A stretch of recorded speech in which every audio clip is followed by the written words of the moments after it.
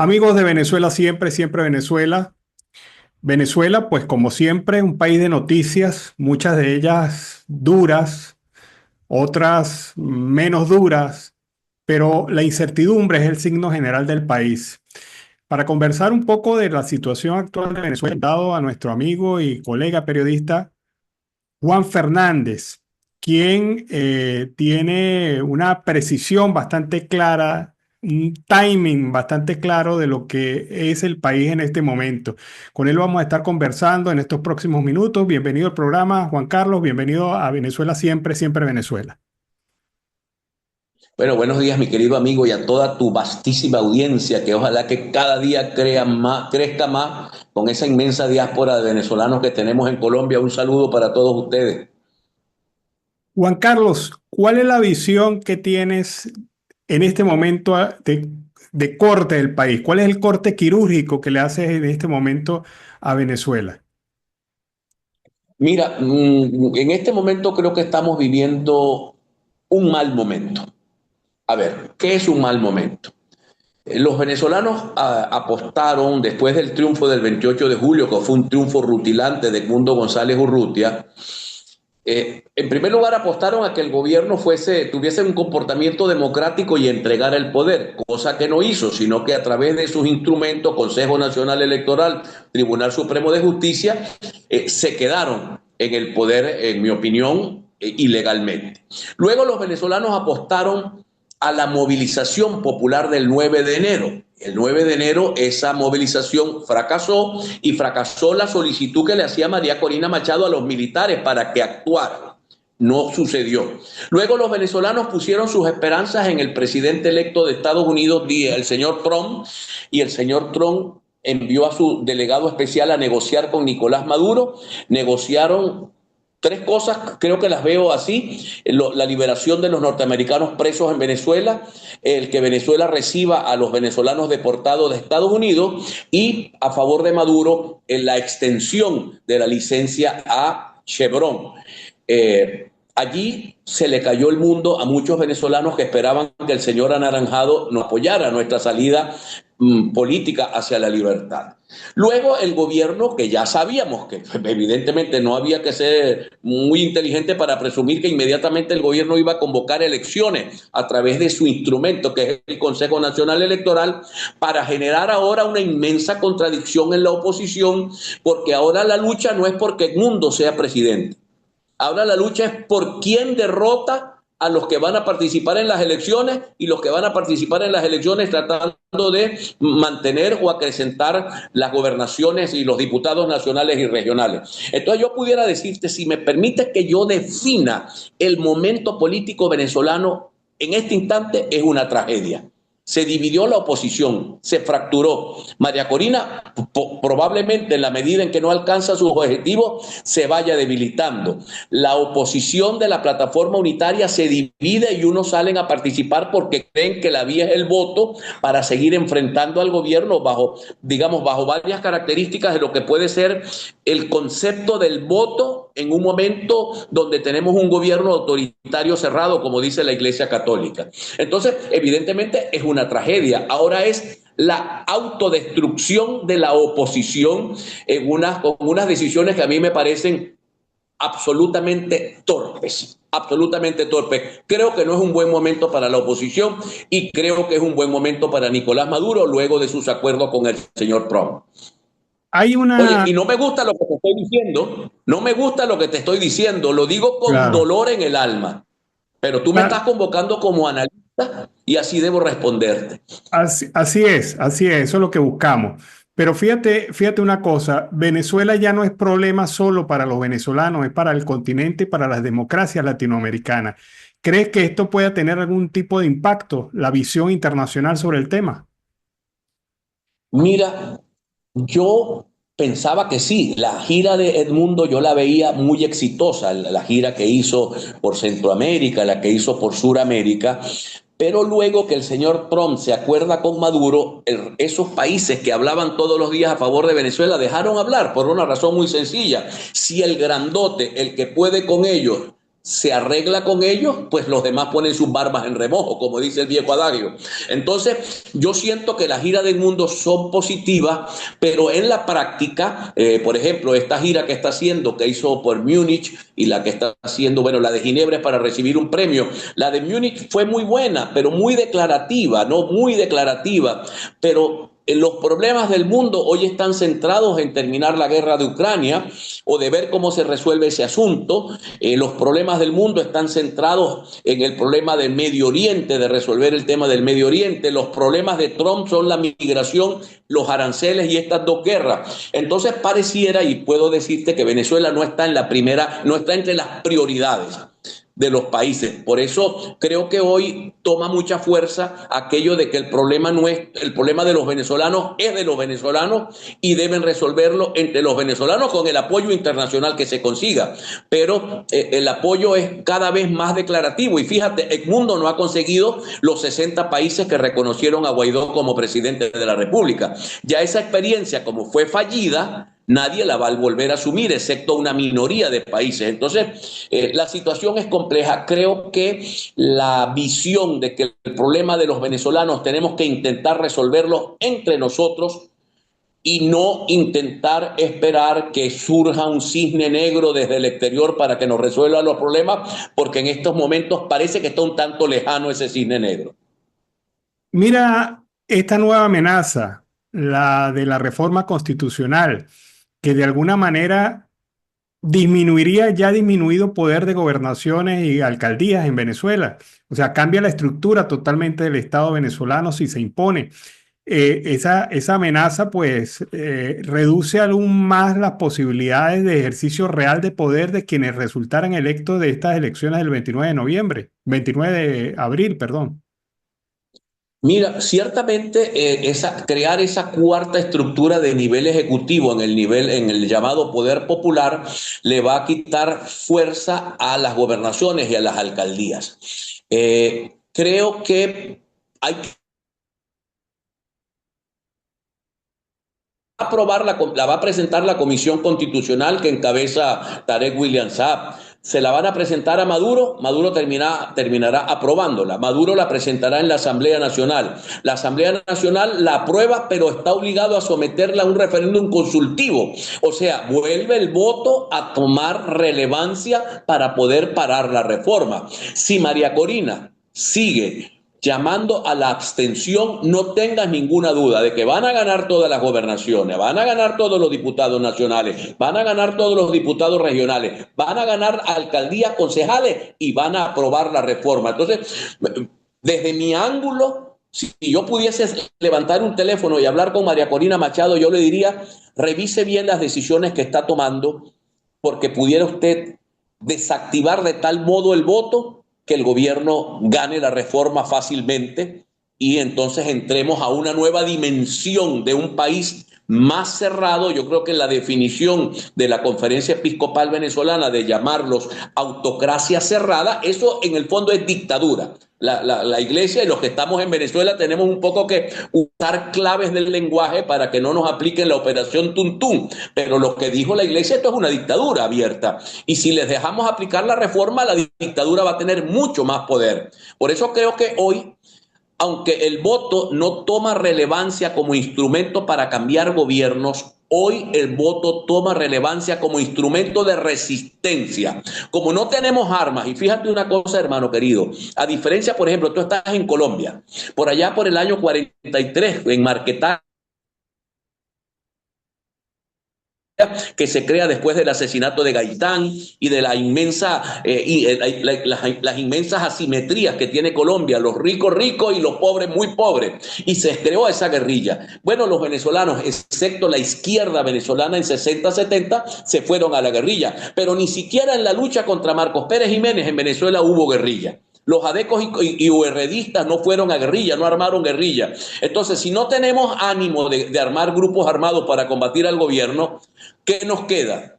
Y si no tenemos a Trump que nos ayude, ¿qué nos queda? La resistencia. ¿Y dónde está la resistencia? En mi opinión, mientras tengamos la oportunidad de que el voto sea un instrumento de resistencia, debemos utilizarlo. ¿Cómo observas la participación de una porción de la oposición en las próximas elecciones del 29 de abril?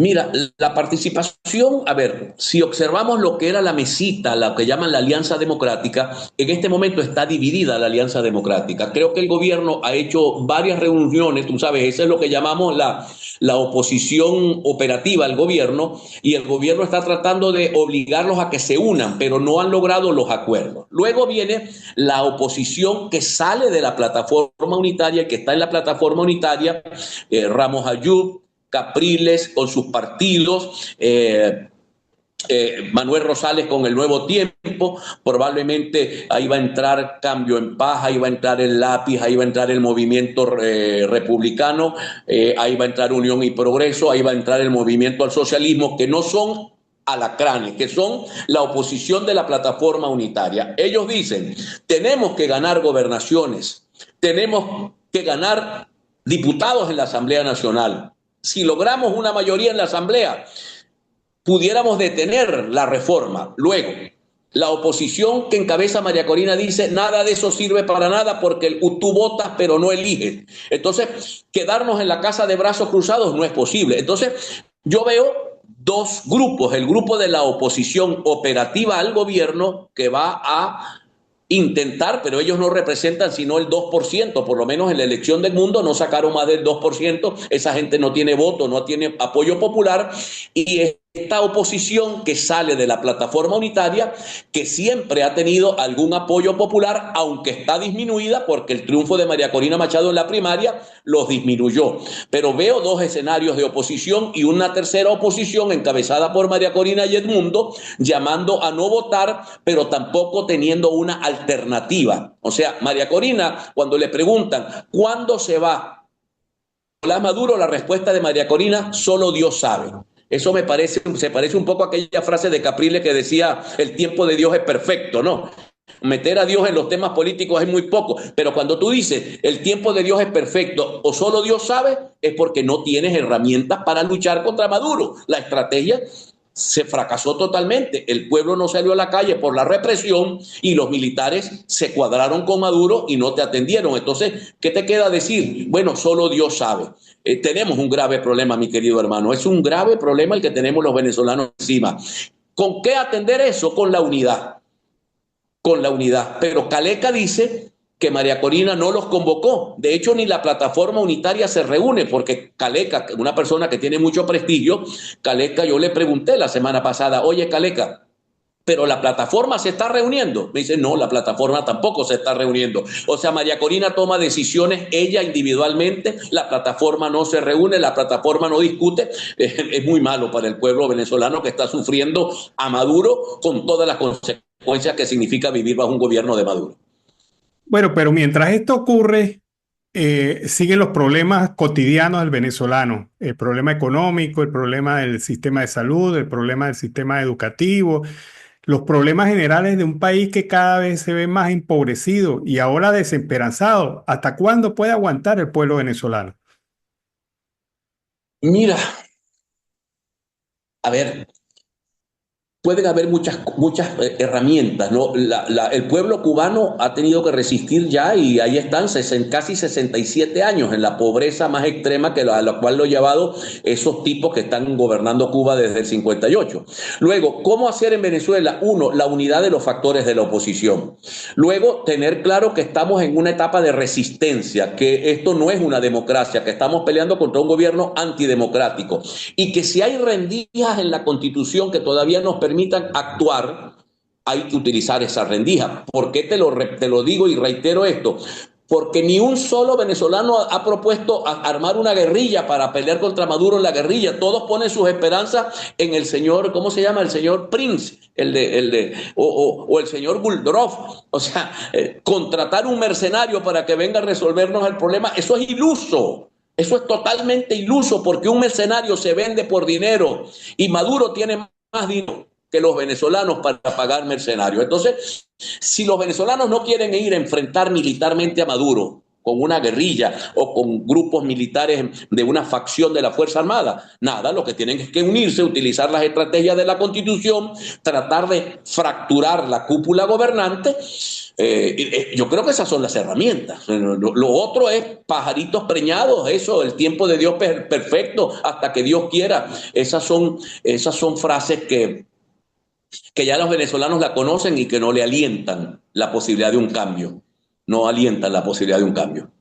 Pero ¿tú no crees que la misma situación provoque la fractura social? O sea, la reacción quizás no coordinada, quizás no planificada, quizás no establecida, porque un pueblo sometido a condiciones tan duras de pobreza y de falta de perspectiva de futuro, o sale del país.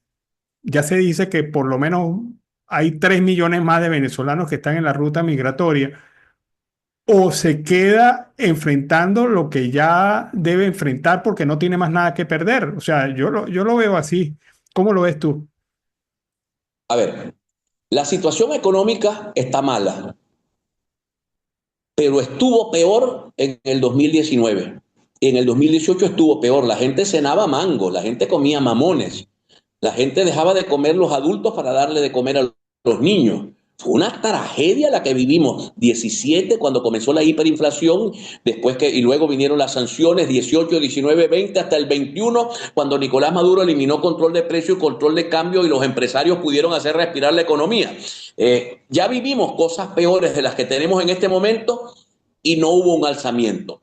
Uno, el gobierno aprendió a manejar la represión con poder y con inteligencia. O sea, tienen de todos los coroticos para la represión. Por eso la gente no le hizo caso a María Corina el 9 de enero y no salió a la calle, porque saben que en la calle lo que hay es una represión gigantesca.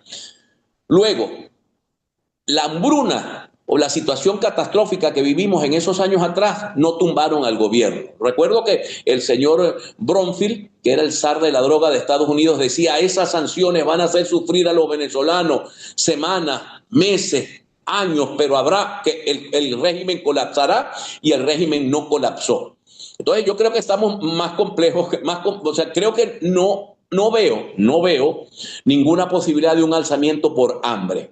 No lo veo. Yo creo, mi querido amigo, y vaya, no estoy de acuerdo con las cosas que te digo, no estoy de acuerdo con todas, pero insisto, me has pedido que te hable como analista. Yo creo que la organización, la unidad, la articulación es lo que nos permitirá unir a la población bajo un solo paraguas: la oposición democrática, y no fracturarnos, dividirnos. ¿Y qué te digo yo? Hoy María Corina es la voz más importante venezolana, ciertamente, lo reconocemos todos. Pero ¿hace cuántos años Guaidó era eso? Y hoy Guaidó es el tipo más odiado de Venezuela. O sea, eso, si no consigue resultados en el mediano o el corto plazo, también se desgasta, también se vuelve sal y agua, y la gente termina odiándote. Yo recuerdo que en el Zulia, cuando el señor Guanipa decidió, en base a sus principios, a sus valores, no tomar la gobernación del Zulia, la gente lo aplaudía porque era una posición digna. Pero cuando luego llama a no votar y gana Omar Prieto Fernández la gobernación del Zulia, y sufrimos aquel gobierno que era prácticamente de una estructura delincuencial, la gente odió a Guanipa. Lo odió porque finalmente llevó como consecuencia a tener a Omar Prieto Fernández como gobernador del Zulia. Entonces, hasta María Corina puede perder hoy esa mayoría que tiene si no logra conseguir resultados en el corto o en el mediano plazo. Por eso, en mi opinión, la unidad. Ojalá y se sentaran a hablar Rosales, Capriles, Ramos Ayú, María Corina, Edmundo González, y llegasen a acuerdos para participar, para no participar, para lo que tenga que hacerse, pero acordados, en unidad. La unidad es fundamental. Sin unidad, hasta María Corina se va a desgastar en el camino, así como tú ves desgastado a Capriles, a Ramos Ayú, a Rosales. Todos estamos desgastados y agotados, pero divididos no servimos para nada. Fuimos a la elección del 28 unidos, y aunque se robaron la elección, es claro, evidente y demostrable que Edmundo González ganó 70-30 en los votos que se llevaron a las urnas el 28 de julio. El problema es cobrar, el problema es cobrar. Bueno, muchísimas gracias, Juan Carlos. Juan Carlos Fernández, periodista venezolano que nos ha acompañado hoy aquí en Siempre Venezuela. Siempre bienvenido, Juan Carlos. Y para mí siempre me aprecio para ti y para toda la comunidad de venezolanos en Colombia. Les pido, hermanos míos, presionen para que la oposición democrática no se divida. Si la oposición democrática se divide, las fuerzas se debilitan y corremos mucho mayor peligro de que la dictadura se entronice en Venezuela. Un abrazo. Un abrazo.